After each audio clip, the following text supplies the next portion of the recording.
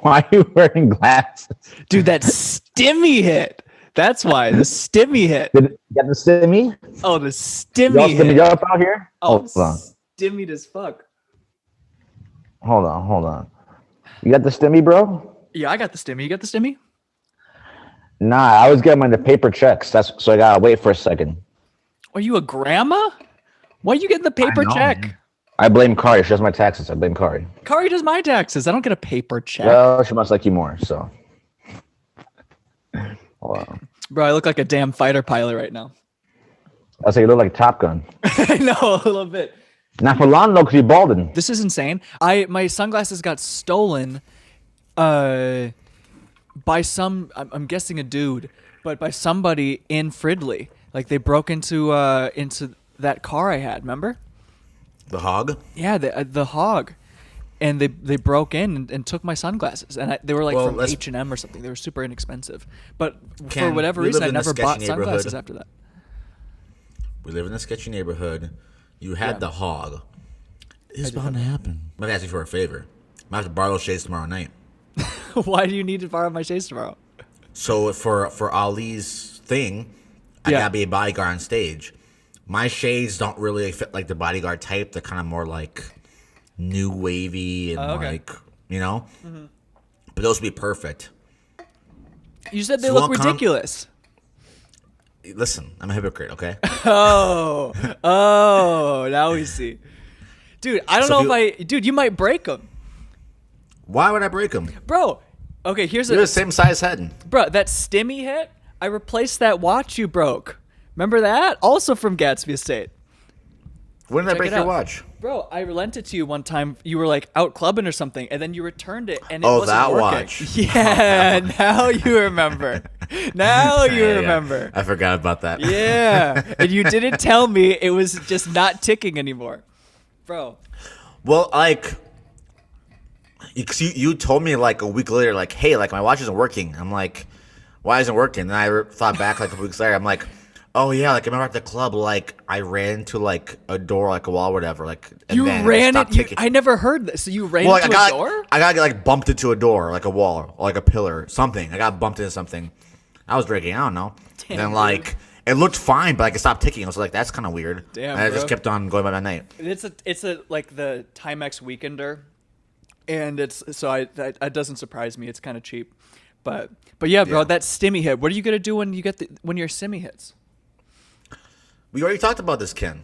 What? I don't remember what you said you're gonna do. I'm getting the fucking Samsung 21. Oh, that's right. Yes. Because it only costs like $1,100 anyway. Yes, that's right. I remember that. We get that. It's like 8K quality. Like, yeah. Like people, like I know like some YouTubers who are like who bought it and they're like, oh yeah, I just show all my content on this thing, and it's like the highest quality content they've ever made with a fucking Samsung. Wow. Yeah, I believe it. I actually like BTS, the boy band. Yeah, the K-pop band. Yeah. They shot an entire music video, like what am I trying to think of? Like just record label, like funded, like music video, and they shot the whole thing on just the Samsung phones, and it looks out of this world. Like that's pretty cool quality. Yeah, dude. I've talked about it on the podcast before. I use Moment lenses, and they have an app that you can use for photography. And one thing a lot of these newer cameras can, even what a lot of nice smartphones can do now is shoot in RAW. Do you know what that is? Where it's like just like the So it's like just uncompressed, way nicer, quality files. And yeah, so I'm sure they probably shot with that. Do you know if you can shoot on RAW with that Samsung? I believe so. That's dope. I think it's like an option you can pick on the phone. Yeah, that's awesome, man. Yeah, that's exciting. So that's the next step to going back in person. Once I get these vaccines, they keep pushing it back a week, but that's too bad. Once I get these vaccines, we be shooting in person with the phone with the high quality shit. It's gonna be dope, bro. I'm excited. So, I have. It looks like I'm getting the vaccine most likely next week. The first shot through work. Hell yeah. Yeah, I'm excited. Dude. Let's go. It'll be good. I'm pretty pumped about it. I'm thinking I might. I updated my whole budget. I actually rewrote my budget this week. like from Yeah? scratch, like totally from scratch, redid everything, calculated everything out. And one thing I did like to incentivize myself to budget smarter is I made this little like wish list and like chose a couple things to actually focus on. And like one of them is like a food processor because I really want to be cooking more with that. But one is like the iPhone 11 Pro. It's like Apple does this refurbished thing where it's just like slightly used and then they just take it back and they certify it and you get it for like hundreds of dollars less. So that's why the iPhone I have is the same thing. Yeah. That's So it's the like move. it's Yeah. basically just a gently used but approved like by Apple move. So yeah, people can like do like apple.com I think /refurbished or something. And yeah, that's where I got my laptop that like I do everything on, and it's definitely the move. So Why would you ever, if that's like an option to get like the same exact product, but Yeah. like $100 left, why wouldn't you just do that? Because That's it so takes, smart. I know, but it takes a while to get it is the problem. It's like I've been wanting this phone for over a year, and it's been out for 1 or 2 years. So it's like if Right. you're willing to be patient and not have the hottest new phone right off the bat, then yeah, fucking do that, you know? Yeah. But I'm excited. I'm gonna have to do that. I'm gonna have to do it to get for this editing stuff I'm trying to do. The high Bro, quality editing. yeah. Might have to be the move, man. Dude, I feel that. That's exciting.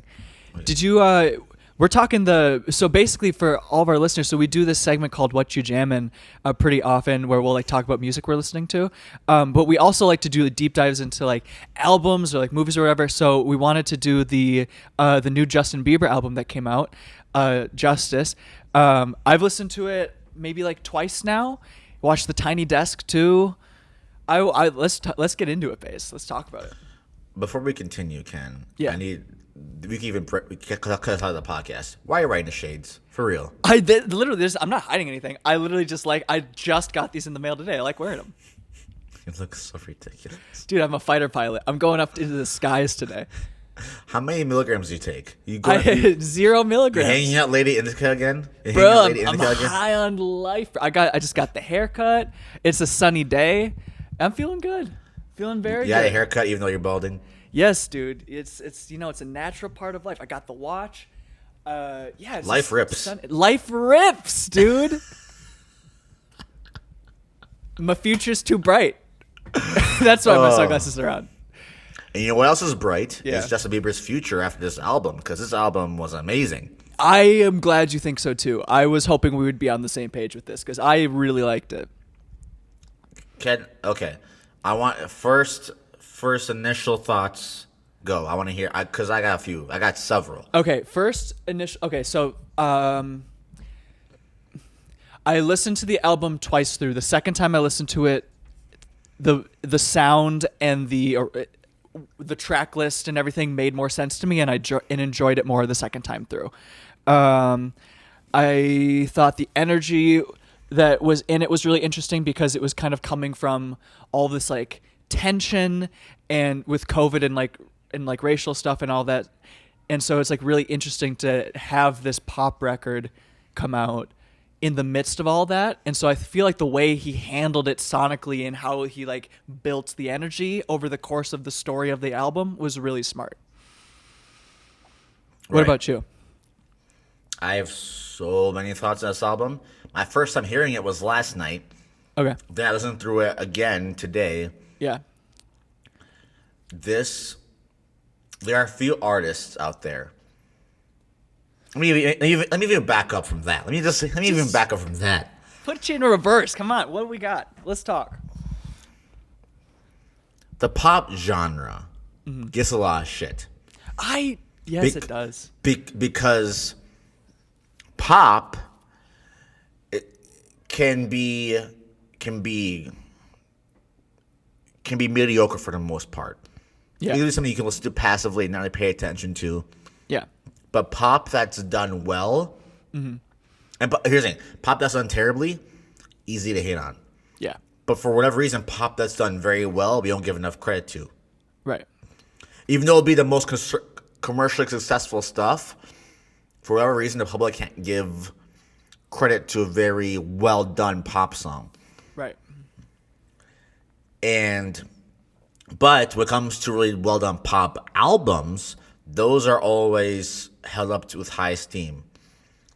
And my concern is that this will not be the same thing with Bieber's album. Because here's the thing. This album, I'm going to say it right now. This is Bieber's best work. I think so too. Oh yeah, I definitely think it's his best work. From start to finish, this is his best work as far as an album goes. Yeah. I think of different pop albums, like 1989, where every single song has been crafted, where it's generic, it's pop, but there's little details that like only diehard music nerds can like find that like really make the album like come alive. Yeah, so it pleases both the pop listener and the music nerd. Right. I wouldn't say generic. I would say like accessible. Sure. That's a good word. That's a good word for it. Because it's kind of like the Pixar idea, right? It's like this movie can be watched by someone of any age, and it's accessible to them at wherever they are in their life. But you can get something deep out of it no matter where you are. If it's like a well-done Pixar movie, I feel like good pop is like that. I think that's a great analogy, Ken. And I also think that there's lots of like elements and like chords that seem like, oh, this is from like this era pop, like the 2000s. This is from like the 2010s. There's like familiar sounding songs, like familiar tempos. Yeah. But the mark of like a special artist, not just like a good artist, the mark of a special artist when you hear those same rhythms, those same chords. Yeah. But when they do it, it just hits differently. There's no real reason for it. It just sounds good. And Bieber was the perfect example of that on this album. It's not like anything crazy or over the top or super special, but he just did these pop songs that he evoked emotion in them, and you just felt the music flow through you, and you're like, this is good. Dude, absolutely. There's nothing to hate here. It's just good music. Yeah, it's just like crisp, well done. Sonically, it's cohesive. Like there's Very not much songs so. that sound really out of place or Very like much they're so. trying to be something that they aren't naturally, you know? I thought it was great. I thought it was really, really great. And like I said, like emotionally, like you're coming from like a year of quarantine and division and a ton of like the craziest year ever. And he doesn't come out with it like this. Like, I think the wrong move would be to come out with a shimmering, like, show-stopping single, like at the first, just kick off the album. You know what I mean? Like that would it wouldn't make sense. Like no one would feel that. It wouldn't do that. You know. So what I really like is that it slowly builds. It has like the MLK little intro, and then it slowly builds, kind of similar to the last album that came out, Changes, where it's like kind of a soft beginning and end, where it's like this more stripped back song. Right. And then slowly it builds into more pop, like slowly you bring in more instrumentation, and then now we start to get rolling. Now we have like the more grandiose features and sounds, Ken, let's talk about that for a second, because we reviewed his last album, Changes, yeah, which was an R&B album. Right. And I feel like it was this time when we were going to COVID and lockdown where Changes come out, and then shortly after The Weeknd came out, we had The Weeknd, which is obviously darker music, but you had like the rhythm of Justin Bieber's Changes, and we're going to quarantine with his R&B music. Right. I think it's only right that we're coming out the other side with Bieber with this pop album, and we're also having The Weeknd with Blinding Lights still at the top of the charts, and now the most successful single of all time. Right. Still going on. But then we're also having Drake with the hip hop leading into the summer of post-COVID. And I think like it's just interesting to see like the R&B element of everything. Everything was just like R&B, right? Going into quarantine. Yeah. Kind of dark, kind of not with Bieber, but kind of dark in general with music and how it's going. Yeah. And now we're coming out of this side where it's like, okay, we went through the dark period. Let's have fun and let's get into a feel-good atmosphere. Right. This is exactly what this album provided. Even though there were like melancholy, sad-ish songs, there was still like a aura of like feel good, even though it was kind of melancholy. Like the Kid Laroi song, Unstable, like melancholy, sad, but there was still this aura of feel good with it. Does that make sense? Yeah, more of like brighter sounding, like more almost like citrus, just like a little bit like brighter to the sounds. Just in general, and a lot more. I think too, what you're pointing out is kind of like a bit of like a change in how like a lot of artists are making their music, I think, right now, which is like starting to like go away a little bit from like the ultra produced type sounds, like those synthetic sounds, and going to more natural sounds. Like, so, and you hear that in like the Bieb's album a little bit, where you're hearing a little bit more of like drum fills and like more natural sounding drums, and like crashing of cymbals. Like, you don't really hear that in a lot of, or you haven't heard that, like a crashing of a cymbal. You don't really hear that, like certainly in hip hop, but I feel like in a lot of music like that, So I feel like it's almost like this type of like fresh, this fresh kind of natural sound that kind of like is coming from like all of the, like this need to just kind of get things back to normal, Yeah, I think with quarantine, artists had the time to use real instruments and to use real sounds. Yeah. And they didn't have to worry about, okay, I'm on a deadline, I gotta make, these tracks. Let's just, get a producer on a computer, make something up. But no, we have the time to sit in the studio and, really make music with real instruments in real time. Right. And it's paid off with the Bieb's album. I guess the time really would be a factor for there. I think time probably is a part of it. I do think part of it is just like the way the sound might, like, it's just like that kind of fresh, natural type of. I keep thinking of the cymbal, so we'll just go with that. Like kind of fresh and natural drums. That's fresh and new compared to these very produced, say like hip hop, like trap type sounds, which are great, but that's just become kind of like the standard for like what the type of drums you would use. Well, sure, and it's not bad. It's just like that's kind of what's popping out. Like J. Cole talks about that. It's like that's kind of the sound. So I feel like, okay, well, what's like a new thing to do? Like what's something fresh? It's like, oh, going back to an older type of sound. It's kind of cyclical in that way, I feel like. Yeah, I agree with that. And we can kind of shift gears a little bit with this. Yeah.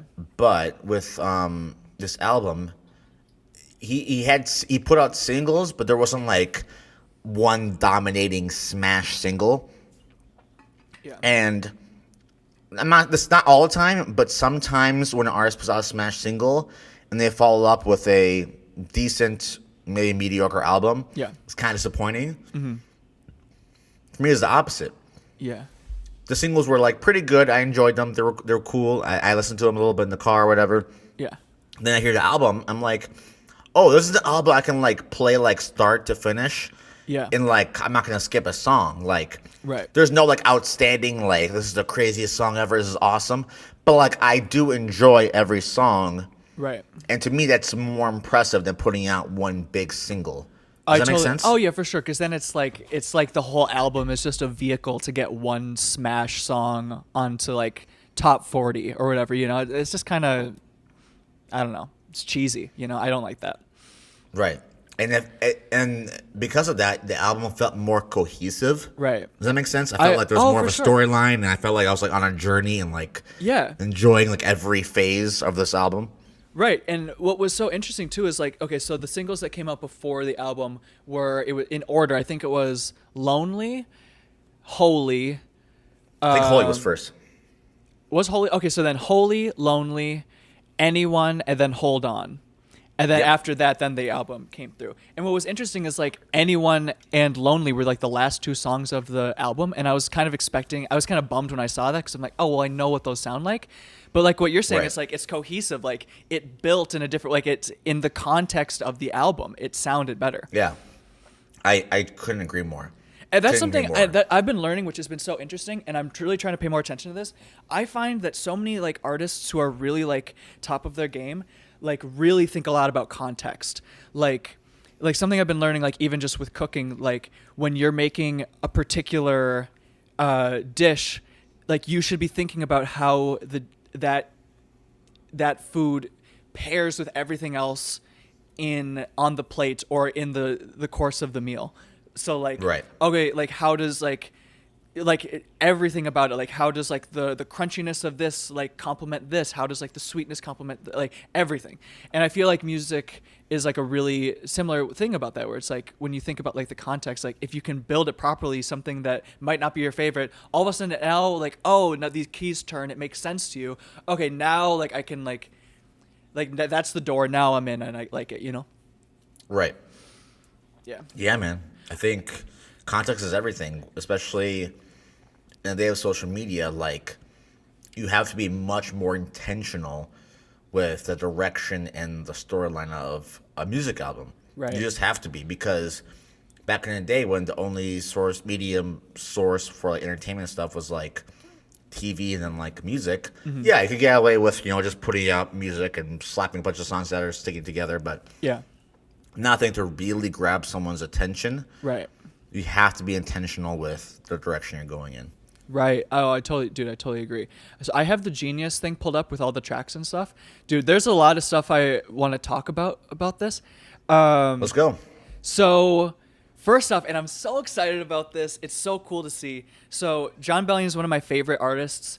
One really cool thing he does is he writes a lot of music for other people and kind of shirks, he kind of like dodges a lot of the attention and just writes for these like mega stars and has some of their really big songs, which I think is a really smart move. So dude, guess how many songs he was involved with on this album? Like 2 or 3? 7. Whoa! Jon Bellion co-wrote 7 of the songs, 7 of the 15 songs on this album, and on each of those, he was working. And on each of those songs where he co-wrote, he was on other credits on the album. So it was like co-producer, percussion, programmer, like a background vocals. His background vocal, like Jon Bellion's voice, is all over this album. Interesting. Like in Holy, you can hear his voice because he did the beat for that. Like you can hear his voice in like the pockets. Like he manipulated it. And there you go. It's crazy because like being like a big fan of his, you can totally hear his pen on these songs. Like I'll read the ones that he did. So he did Deserve You. He did, let's see, Holy, Die For You.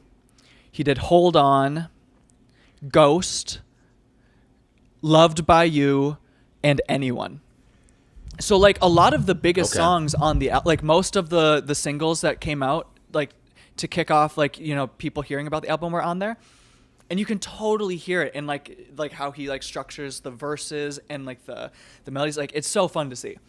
Because he releases music fairly infrequently from his own from Jon Bellion, so it's like it's fun to like hear like all these songs come in, like, oh, like I can hear like that instrumentation influence there, or like, oh, that beat, I can hear that being like something he would do, or like, oh, those lyrics, the way he like tied it in and like used the imagery, that's totally something he would use on like GSP or like Human Condition. So it's like it's really fun to see. I guess I do like the Jon Bellion then. Dude, 7 of the songs. It's crazy. He was all over. And what's crazy too, so this is something that I've really been thinking about. So remember we talked about like last year at this point when we were talking about changes and how like Bieber would get like those tracks and then he would listen to how the artist sang them and performed them. He was trying to figure out all of their little vocal things like to try to bring the track to life, Yeah.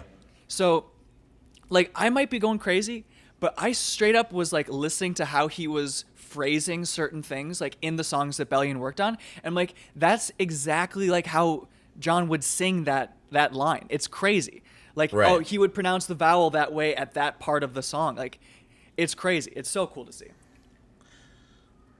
This is kind of a shift, but do you think knowing that Jon Bellion has such a hand in making those songs, does that take away from Bieber and what he's done? No. I mean, I think that's his thing. He's always like he has like from what we learned from last time. It's like he has a small. Most artists do that, right? Yeah, a lot of the pop people do that. So it's like they'll get songs come in and then they'll tweak it, make it their own, and then they kind of have like a lot of the decisions. But I don't know. I feel like that's pop in a big sense. He's not a Taylor Swift, where he's like we think that he's the one making the music much more intently, from those early stages, Right. He has a lot of people in the kitchen helping him out. Right. I get it. He's like a musician, performer, so I feel like people, if you think of that going in, it's like, okay, that makes sense. He's like a vocalist. He can like dance, and he's like a showman.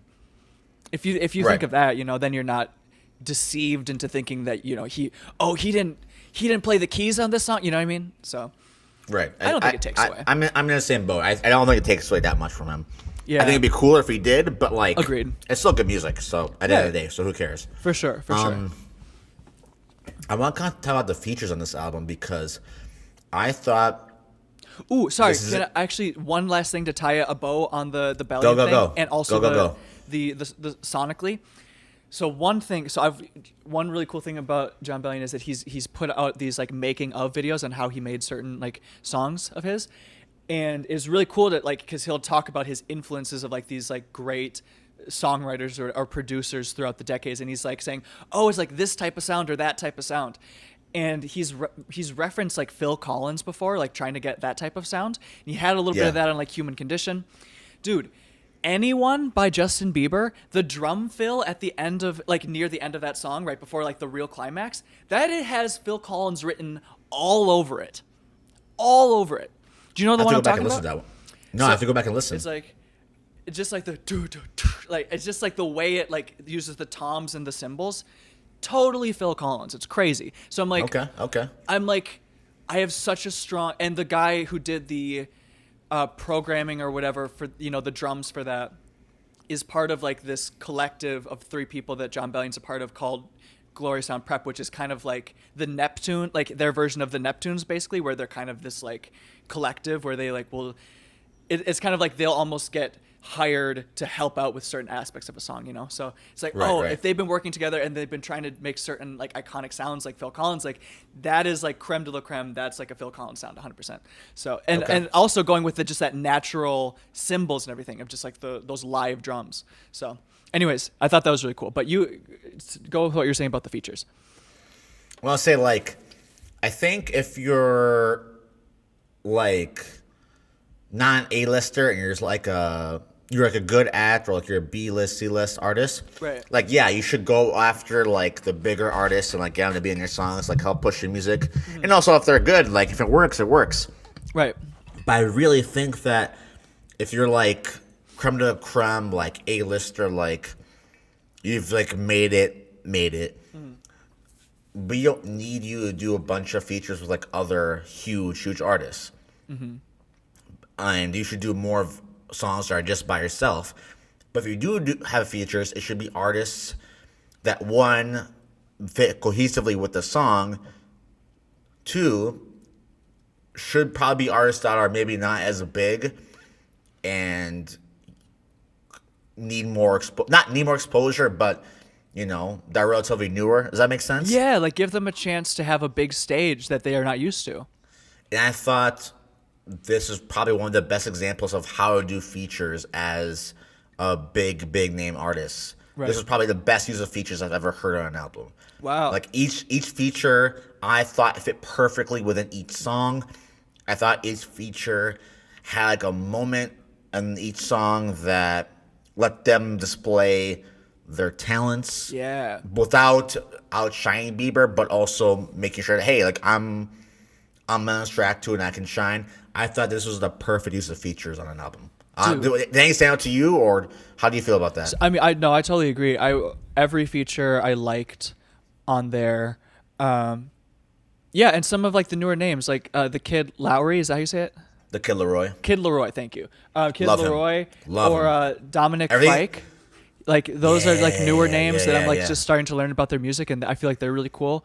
And then people who I've known for a while longer, like Daniel Caesar, like such a so talented, and like Peaches, I feel like is maybe like if you were gonna choose like one like the most beloved song, like the catchiest like song. It's so groovy. Peaches, dude. Peaches is so fucking good, dude. It just sway, dude. It just gets in your bones. I was a fan. Yeah, man. Did you watch the Tiny Desk of Justin?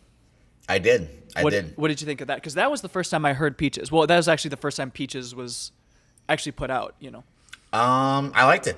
I didn't think there was anything crazy or over the top, but like, it's like really cool to like see like a pop artist, like I can already say before, like these like real instruments, like live band. Yeah. Like hearing all the drum fills, hearing like every note of the bass. Like, Yeah. this is like a cool feeling. Like, I agree. nothing crazy, nothing too flashy like the album. Nothing too crazy or flashy, but it's just like good, solid, well done music. So I would say, have you watched many other Tiny Desks before? I've seen a few. Yeah. Okay. I'm a big fan of them. I'm sure there's tons that I haven't seen that are good. In terms of like going for it as a performance, like I don't he killed it. I don't know if there's that many people who have really gone for it that hard with like like he like put his whole like he was like putting his entire body into it, like jumping and like going, like it was basically like a stadium show compressed. And in that sense it is a little bit different from Tiny Desk how they normally do it, like but Right. it was like compressed into this thing. And what was pretty wild is like it puts them all under a magnifying glass because they're going for such a grand sound in such a small space. And you realize like, oh, like these guys are stadium level musicians. Like this sound, this level of expertise could entertain tens of thousands of people at once. It's like, it's crazy to think about that, but it's like, oh yeah, this is what you can do. And you know what? Even though they were like going for it and they had like a full band and Justin was like putting his whole energy into it. Yeah. Even though it was a Tiny Desk concert, which is more like acoustic, like broken down, it didn't feel out of place for some reason. I'm not sure why, but it didn't feel out of place that they did it like that. You know? I agree. Well, I think part of it was, and I was laughing about this, like the really long pauses they had between the songs kind of made me laugh. Like Really? just pretty much just silence, like, and maybe it was like an emotional move or like just to reset, but that was funny because normally in a Tiny Desk you would have a pause, but you would maybe talk with the people at NPR a little bit, like talk with all the guests and everything. Yeah. But this time he's just kind of like standing, all right, my next song is this. Yeah. So I thought that was I kind of like that though. It was like a little shift. It felt, I don't know. Dude, I didn't mind it. I was thinking about this though. Being a musician at that level has got to just fuck with your expectations of social interaction at such a profound level. Oh. Like, you tell someone, I love you. In real life, best case scenario, they might say like, oh, I love you too. You might have a hug, If you say like, I love you to a crowd of tens of thousands of people, you get like a sea of like, like all the adoration in the world. Like yeah, just insanity. How could you possibly calibrate to any sense of normalcy from that? That's why they go crazy. Yes. Because you can't comprehend it. Your mind breaks. Humans are supposed to experience that. Dude, imagine being a friend or like a romantic partner of someone who is in that situation. It would be like, you would probably feel like, how could I ever make them feel as good as they feel over there? It's got to just be so That's why weird. they go crazy too. Yeah. They go crazy too. And yeah. I think part of what was so cool is like it felt like it was like Bieber just doing like a show at like a bar in front of like 30 people, like just up and coming. Even though like this is like obviously it kind of felt like it was like, okay, this is a guy who's just trying to do some shows and locally just trying to build this thing up. Like he has 2,000 followers on Instagram. Like no one's ever heard of him. He's never been on the radio before. Right. There's 40 people in the crowd. It's 11 p.m. on a Saturday night in some you're at a pavilion or a bar. Yeah. That's what it felt like, and then like it was kind of cool, It was cool, yeah, because like nothing about the performance, the Tiny Desk one, felt like it was like there wasn't like a choreographed dance routine or anything that was like, wait, what is this? It wasn't that level of show. It was still like accessible in that way. So, I didn't feel like it was like record label like trying to push this pop like music video with all this choreography and lights and dances. Like, no, this is the guy. This guy's band. Here's some music. Let's go. That's what it felt like. Dude, I totally agree. One thing I've been doing that's been really fun is I make this playlist every like 3 months. Like basically like I make 4 playlists a year is kind of the habit I've been doing for over the past several months. And it's like whenever I really like a song, I add it to the playlist. And every song on this album, with one exception, made it onto the playlist. Listening to it. Wow. Yeah. The only one that I was a little bit like, I don't know if I really like this was Somebody. I wasn't a huge fan of Somebody. Okay. I don't know if you remember that one. It wasn't bad. It just wasn't quite doing it for me. But that was the one where I added it, and then I was like, I might have just added that Here- so I could say I put the whole one on there. Don't sleep on it yet though, because I feel like every song on this album is like, none of these songs are like huge, like gonna be earth shattering like records, right? But I feel like with each listen, like they're gonna hit you differently. They're gonna Right. hit you a little bit more. They're gonna a little bit more. And I think, not that this would be like my favorite album ever or anything, but I think Right. the more I listen to these songs, the more I'll appreciate and like them. Does that make sense? I know, I agree. One thing you were saying that I we should talk about is like, you're right. A lot of pop doesn't. It's once it's called pop, it's disregarded or it's not like. It's almost like it's not popular to like a pop record or a pop artist, with a Right. few exceptions. And it's weird because it's like, if it's well done, it's people who are at like the top of their game and making a, you know, like a type of art that's accessible to so many people, which is kind of like, I feel like the hope for a lot of people. And what I think you're right about is for like music, I think it oftentimes a really good pop album actually does get recognition. But I think for particularly films and movies, like the pop type movies, like no respect. And we None. like Marvel would be a good example of this. Like some of the later Avenger movies were like some of my favorite movies I've seen. They were so well done, and Yeah. like they might get one for like sound mixing or something like that, and like that's it. No one like they pretend like it didn't like affect so many people and was beloved, and like some of the best actors were in it. You know, it's so weird. But for music, often you actually will get the recognition. It's like Martin Scorsese, right? He's like, it's a movie, but it's not cinema. Right. And it's just like, come on, dude. Like, yeah, it's a different time, and I get like the movies that you were making back then, like were the real deal. Right. But like at the same time, like you have to like appreciate what these movies have done for culture, how advanced the storytelling was, and how you were able to intersect like really well done storytelling with like pop culture into like this like mashup of what was Endgame, you know? Right. And like with music, I think it's a little bit more fluid because like you can see like The Weeknd with like his dark, like very like existential music, but like Yeah. also on the album was Blinding Lights, which became like the biggest pop single of all time. Right. Yeah. Or even like Crazy. Ed Sheeran, who like kind of bears his soul about his family in a couple songs, but he also has Shape of You. You know, I feel like you can kind of see more of the blending within music. Right. But at the end of the day, like when it comes to the critics.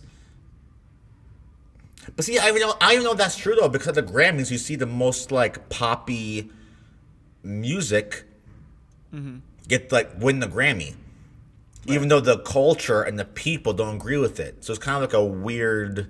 Oh yeah, that's true. I guess thing to sometimes the navigate. pop will actually maybe almost like overcorrecting a little bit for that. You know, like maybe they're actually. Oh God, just this mic. Keep Oh, talking. yeah. So they actually maybe are like giving slightly too much credit to the really popular stuff and maybe not quite enough to the less popular but really good stuff. Yeah, I don't know. It's hard to win at that, but do It you is, think it do you is. have a favorite feature or a favorite song from the album?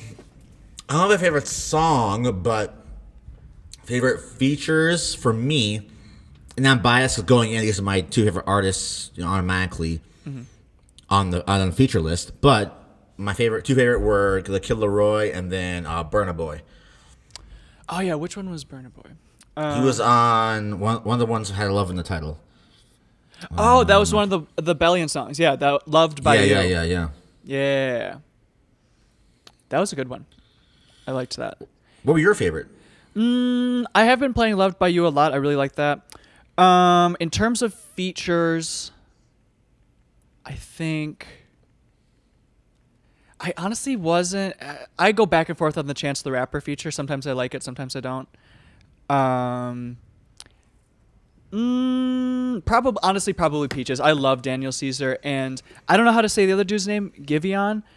But I thought they killed it, and it was just so smooth. And So smooth. kind of like So smooth. I've been kind of realizing I'm really excited for the John Mayer album that's going to be coming soon, and I've been interested in Daniel Caesar and like listening to more kind of bluesy type sounds, especially going into like the summer or the spring and summer. So that just hit. I loved that.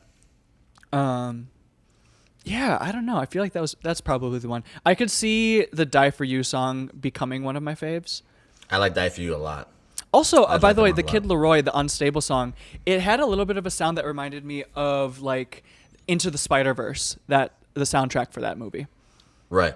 which I liked. I mean, the thing about the artists that come from that, I mean, Kid Laroi fits very perfectly. I mean, Kid Laroi is Yeah. a hip hop artist, but he can kind of do poppy songs too. Right, right. So, I mean, I think that Kid Laroi is going to have one of the biggest 5-year runs coming up here pretty soon. Wow.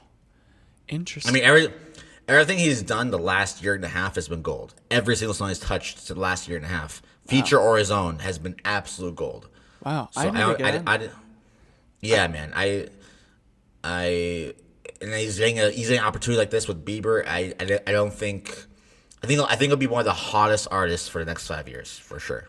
That's great. Yeah, I'll have to start listening to him. I really feel Yeah. like this is probably the only song I've heard from him, unless there was something on like some playlist that I didn't realize.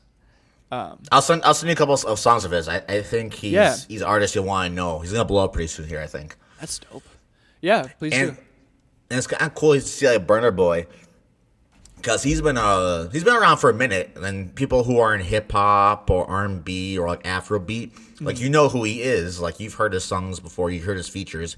Right. He's done a lot of features. He's actually done a couple with Ed Sheeran, but Yeah. it's kind of cool to see him like get opportunity in like the mainstream pop lane too. So Yeah. Overall, dude, I really liked the album, man. I honestly thought it was great. I really enjoyed it. yeah. I was a Any big closing fan. thoughts? I mean, we've been almost an hour here. Any closing thoughts about the album and what happens after the album? 'Cause I'm not sure the trajectory of Bieber after this, because I don't know. I either. wasn't expecting a pop album after Changes from Bieber. Yeah, it's interesting. What was cool is that it seems like there was a time where we were wondering whether he would be making more music in general. And, it seems like he's kind of just back to it, which is really cool. Like, even in the Tiny Desk, he's like, oh, my next upcoming album. Like, even just the phrasing is like, oh, it looks like he's just going to continue to make music. So that's Yeah. fun. Because for a while, it seemed like he was just kind of just gone. But yeah, I liked it. I feel like I might listen to the full album again. Just like give another, that one track another chance. And yeah, I thought what was interesting is like I really liked the MLK interlude too, that got me emotional, and I thought it was interesting that it at first I was like, what is this? I was like, there's like just a bunch of love songs following these notes about injustice in the world, and it kind of just felt maybe kind of forced or just kind of like mismatchy. But the more I was thinking about it, I was like, okay, well, it's kind of like him like kind of recovering from like a year of like difficult situations and trying to give people a kind of a release. And he's also giving like a lot of the features were like artists who might be like affected by some of the injustice more. So I feel like Right. in a lot of ways he was kind of handling it pretty well. I mean, I don't know if this was intentional, but even like We the band who we performed with, like I believe like all like African American like musicians, for what I could Yeah. tell. So like Yeah. I feel like I think he was trying to like give people kind of a release like gradually and like make people feel good and like address some stuff with the platform, and also give people an opportunity to like express themselves. And yeah, I don't know. I thought at first I was kind of like, this is weird, but second listen, it made more sense to me and I liked it more. So yeah, I really enjoyed it. What about you? I don't know. I guess my clothing thoughts are like, I'm happy that he's kind of back and like putting out an album every year to every 2 years. Yeah. I mean, I look forward to that. I'm glad he came back and did pop well. Yeah. And I wouldn't mind seeing more pop from him in the future. If he wants to go back to R&B, great, awesome. But I think when he's in his pop bag, he just kind of adds something to the genre that not many people can do. And yeah, I hope that because I wasn't really happy with the features, not that disappointed or anything, but like I think he could have done a better job with the features on the last album. Right. And this album, I thought he absolutely nailed it. So I hope that he'll continue to do a similar type of thing on the next one. Yeah. And yeah, I thought this is his best work, top to bottom. I think he's had better songs and better singles, but as far as like cohesive body of work, Knocked it out of the park, man. Guys, Instagram, Cooking Coach Pod. TikTok, at Cooking Coach. YouTube, the Cooking Coach Podcast. Yep. Baeza, Tensei, and all social media, TikTok, Instagram, YouTube. You know the deal. Kenny's got so much going on. Kenny, what you got? My food page. So on TikTok and Instagram, it's at Haymarket Pantry. You can also find the YouTube channel of the same name. There's nothing on the YouTube right now, but hopefully there will be soon. I also have, I'm working on music. So on Instagram and TikTok, at Kenny Martin Music, and you can also find that on YouTube as well. Same deal, working on stuff, hoping to put some stuff out soon. So yeah, thanks for listening, y'all. We appreciate it. Guys, that's the show. We will see you next time. Peace.